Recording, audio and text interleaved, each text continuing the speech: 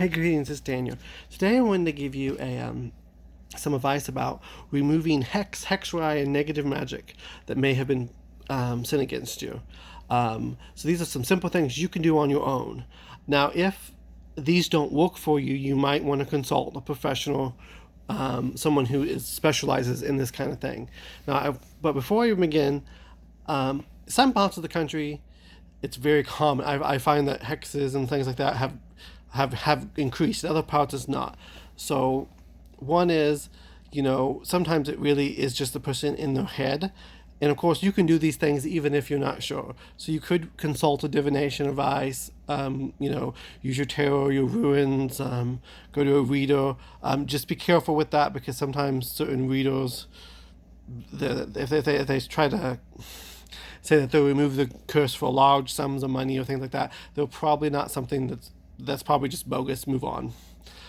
So here are some real basic stuff you can do at home.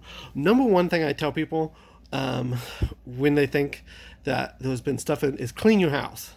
I have found that dirty, filthy houses attract negative energy. So even if you are not, someone hasn't been sending stuff towards you, clutter, filth, they attract negative energy. Negative spirits are attracted to that. I have just found that to be true. So if you have a filthy house and you're having a lot of bad stuff, clean your house. Move your furniture around. Change the flow of energy in your life. You might even consider blessing the bleach, the cleaners, and things like that. So as you clean, you're removing that negative energy. That's a really easy thing to do. Anyone can do is clean your house. I mean, filth attracts filth. So if you have a dirty house, do your best to clean it. Let's see, what else can we do? A lot of times I tell people to take a bath with salt water. Add a few pinches of salt to your bath. Sea salt works the best, but you can use any kind of salt. Table salt works as well. I haven't had the best luck with Epsom salts, but you may be different. I don't know why, but it might just be in my head. But in the past, I find that sea salt works the best for me, and as does and just regular over-the-counter salt can work as well. I would bless it. So if you're a Christian, you might want to say a Psalms or maybe a prayer over it. If you're a pagan, you might do your normal blessing of salt and water right over your bath water. So again, I'm trying to give stuff for people who are Christian or the neo-pagan community. So I'm kind of giving you some advice for both. Another thing is candles. I like the white light candles. Now, this is not part of every folk tradition, but I find that candles represent the light of divinity. So if you're a Christian, they can represent the light of Christ. If you're Wiccan or Druid, they represent the gateway to the gods. Especially if you're a member of modern Druidry, there are 3 gates, they call them, the well, the tree, and the flame, and each one represents, the flame represents the gods, the well, the ancestors, and the tree, the spirits of nature. So the candle is a symbolic fire, sacred fire, so it represents divinity. So you're inviting the deities in your house. So light a white candle. If you're a Christian, there's a long tradition of Christians lighting candles. I like to light a guardian angel candle, or a blessed mother, some kind of Mary. I love Mary, even though I'm not Catholic. Although you don't have to have it, it could just be a regular candle.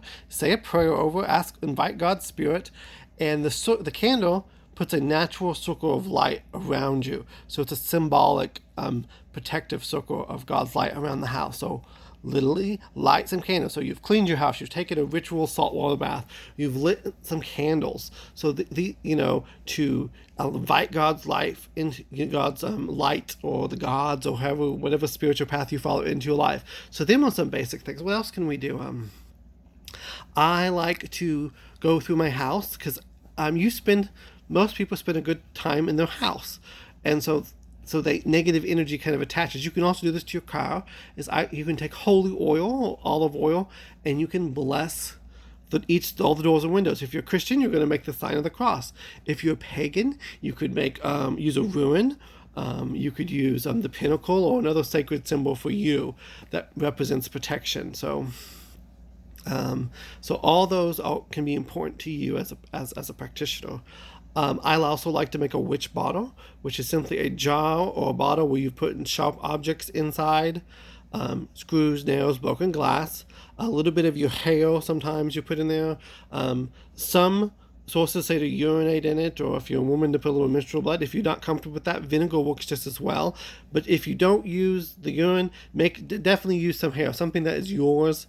Add that to the bottle, and then bury it somewhere. Some people say off the property. I find under the front or back porch step works well. If you're in an apartment, get a flower pot, put it in the flower pot, plant a flower over it. No one will ever know it's there. As long as it undisturbs, any negative magic that is sent towards you goes to the witch bottle, and it gets shredded apart. That is something that's used in Christian and in pagan traditions. So you can do that. That's an easy way to shred away all that negative energy. Another way is to take an egg, any kind of chicken egg. If you can get them fresh from a farm, better, but you can use store-bought. Rub it over your entire body. And then that egg, you can do two things with the egg. If you use it as a cleansing, you can bury it. When I bury it, I crack it open. I say, as this returns to the earth, let all negative energy, be drawn this and dispersed, and that the earth may absorb it and bless it and change it into positive energy. Or you could throw it into a body of water, letting the natural stream sweep away that negative energy.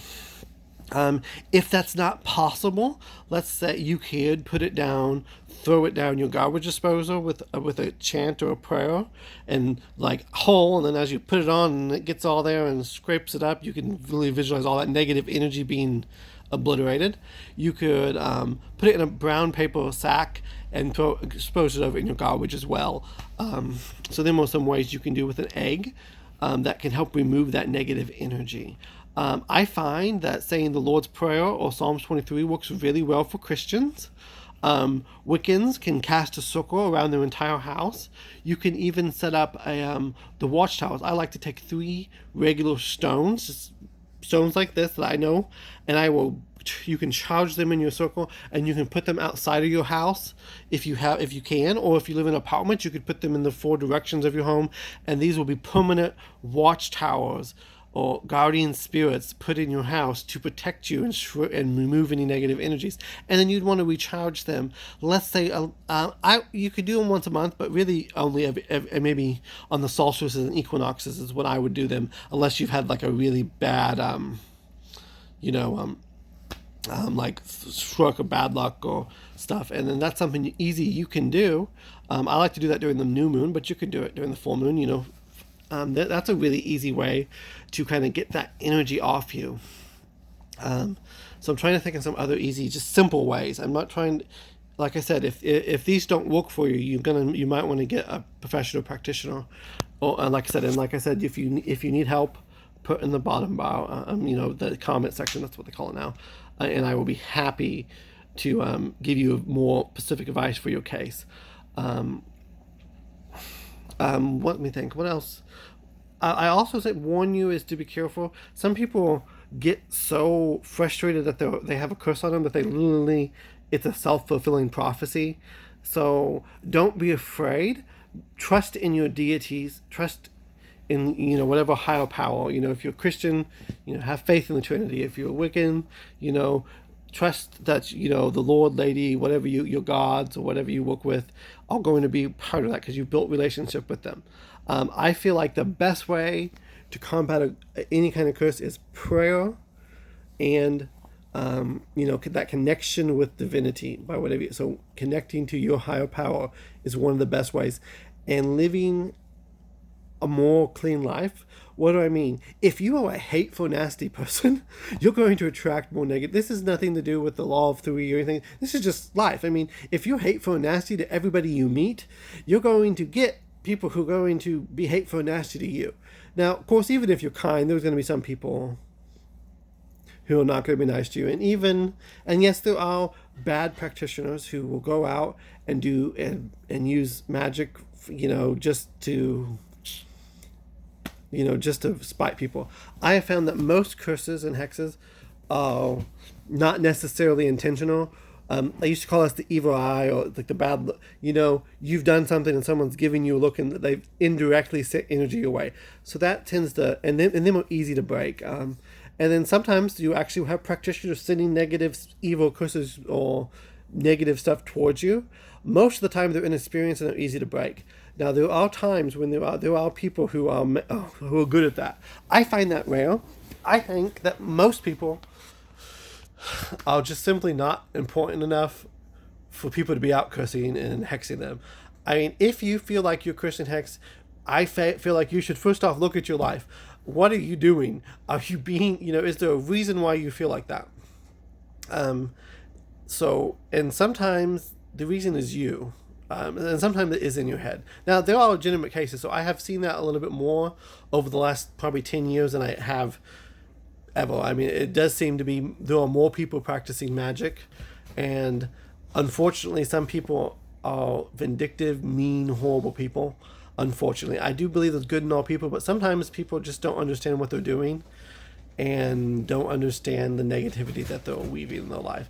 So them are some of the reasons why I think curses and hexes is. So, like I said, most curses and hexes are easy things to fix, and most of it has to do with connection to God, cleaning. Believe it or not, even mowing your grass, if and cleaning your yard, if your house is do what you can. I understand that not all of us can do those things. You got to work within your means, but take pride in those things, and they will draw positive energies towards you. Have a prayer life. If you're a Christian, invite God, invite God's angels, invite the Holy Spirit into your life to protect you. And you don't have anything to worry about. Plead the blood of Jesus if you're a Christian. If you're a Wiccan, cast a circle around your entire house. Call the 4 directions. Your watchtowers or guardians, or place up wards if you're a Wiccan. Many people will visualize and create thought forms like dragons or things like that, or different wolves to kind of guard. You can do that. If you're a Christian, you can do similar things. I like to have a shrine outdoors. I have a Christian shrine to the Virgin Mary because I'm very close to her, and then I also have a small neo-pagan shrine to the specifically to the goddess that I work with the most there. So similar things you can do.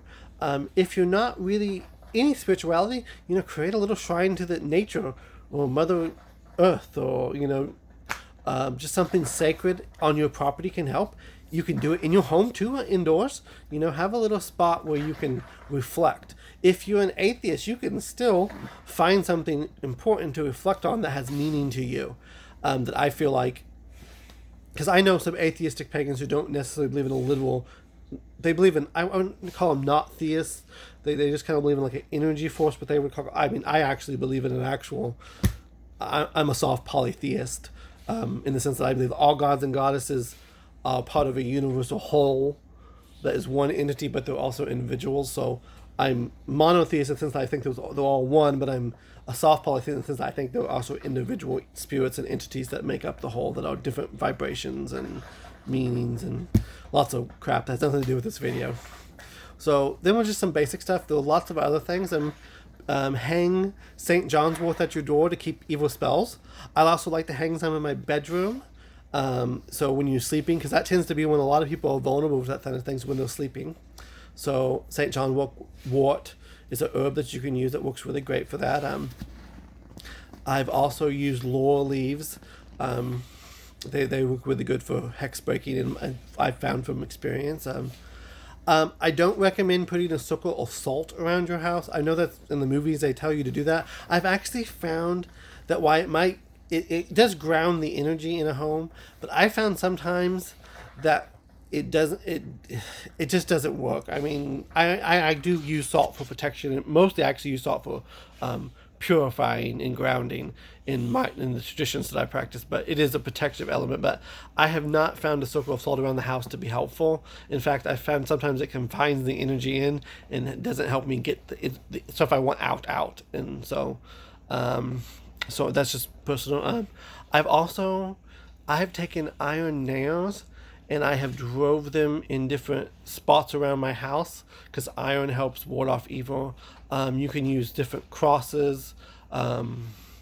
or crystals. I've known, I have pagan friends who have used crystal, have very different protective crystals and stones around their home, and they will recharge them. So these are all ideas to break the negativity.